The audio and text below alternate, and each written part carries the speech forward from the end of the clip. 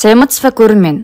Қалай көктемде буынға көмектесу керек? Алдымен келесі денсаулыққа пайдалы видеомды өткізіп алмас үшін каналыма тіркеліп, лайк басып қойыңыз. Ескерту: кез келген халық емін қолданбас бұрын дәрігермен кеңесіңіз. Тірек қимыл мүшелеріне де көктемде көмек керек, әсіресе буындарға. Өйткені олар бұл кезде витамин, минералдарды молынан қажет етеді. Осы орайда мынадай жайлар есіңізде болсын. Ешкінің балғын сүзбесі мен ірімшігін пайдаланыңыз.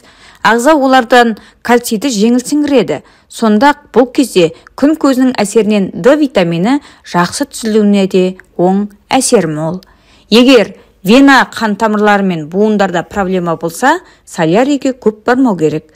Егер буындар қозғалысы нашарласа, аяқ үйіп домбықса, оған суықтан компресс басқан пайдалы деп жазады Ауырмаңыз газеті. Ауырсынуды басып, қан айналымын жақсартады. Қыста адамдар көбіне бүрісіп, иығын қушитып жүреді. Оның тірек қимыл мүшелеріне зияны бар. Сондықтан осы күйінде қалыптасып кетпес үшін дене жаттығуларын жасап тұру керек. Кімге қандай жаттығу жәрдемдесетінін дәрігер нақтылап бере алады. Әсіресе арқа бұлшықеттерінің босаңсып кетпеуін қадағалаған жөн. Осы орайда мынадай жаттығу жасап тұрыңыз. Барынша еңкейіп, демді ішке тартқан кезде иықты барынша оңға қарай керіп, кеудені алға қарай созу арқылы бұлшық еттерін шынықтыру керек.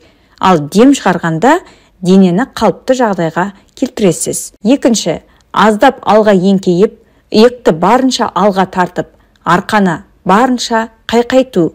Бұл екі жаттығуды күніне 3-4 мәрте жасап тұрған дұрыс. Бүгінгі видеом осындай. Денсаулығыңыз, байлығыңызды күтіңіз.